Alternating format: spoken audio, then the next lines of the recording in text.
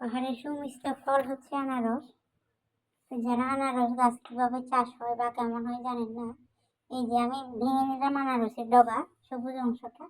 এটা যদি আপনি মাটিতে ফুটে রাখেন, তাহলে এখান থেকে হচ্ছে আনারসের গাছ হবে এবং ওখান থেকে আস্তে আস্তে ফল দিবে। তো একটা আনারস দিয়ে কিভাবে আপনি আপনার হাজবেন্ড কিংবা বয়ফ্রেন্ডকে পরীক্ষা করবেন যে আপনার হাজবেন্ড কিপটা কিনা। এরকম একটা আনারস দিবেন, বলবেন কি যে আমাকে একটু আনারস কেটে খাওয়ান।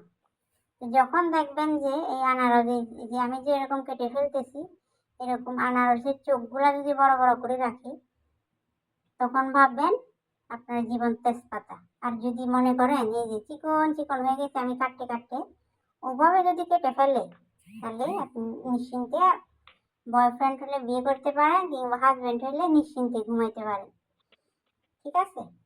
কারণ যারা কিপটা ভাই, এই আনারসের চোখ গভীরভাবে কেটে ফেলতে পারে না, ভাবে কি গেল রে গেল, সব গেল।